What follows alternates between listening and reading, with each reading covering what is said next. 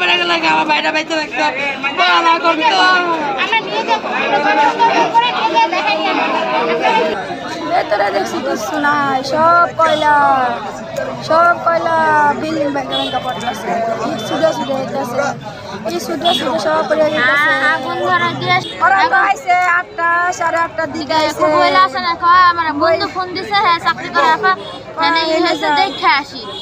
এই কয়ে তো আমরা তো জানি না, জানলে তো আইতে দিলাম না নি, খালি কইছে আর বন্ধু পরে হুঁচে আগুন লাগছে। পরে 10টা করে হুনি যে আগুন লাগছে, তখনই তো আমরা সবাই আইছি। প্রথম আগুন অল্প ছিল, পরে কোনো খবর না, 4টার দিকে আগুন বেশি হয়েছে, 4টার পর থেকে।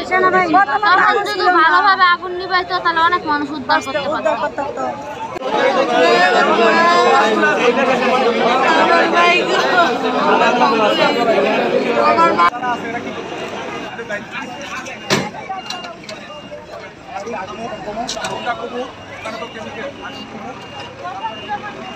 অনেক প্রচুর লোক এখানে এসে তারা এখানে লুটপাট করেছেন। প্রথমে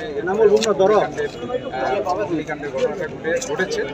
তো বিষয়টা যেহেতু আসলে এখনো আমাদের ফায়ার সার্ভিসের লোকজন ওখানে যেতে পারছে না, আমরা পুরোপুরি অগ্নিকাণ্ডটা কন্ট্রোলে আসার পরে আমরা দেখবো যে আসলে প্রকৃত ক্ষয়ক্ষতিটা কেমন হয়েছে, আদৌ সেখানে কোনো লোক আটকা পড়েছিল কিনা, তারা মারা গিয়েছে কিনা, এই জিনিসটা কিন্তু এই মুহূর্তে আমাদের কাছে নেই। আমরা দেখেছি যে কিছু লোক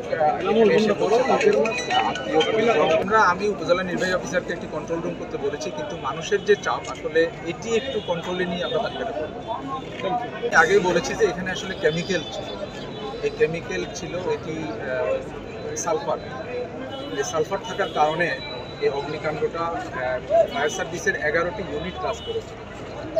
অলমোস্ট 24 আওয়ার্স পার হয়ে গেছে অনেক আগে, তারপরে কন্ট্রোলে আসছে সালফারের কারণে, যেহেতু কেমিক্যাল রয়েছে এই কারণে এটি কন্ট্রোলে আসে নাই। তবে এখন অনেকটাই কন্ট্রোলে, কিন্তু ওটি তল্লাশি করার মতো অবস্থা।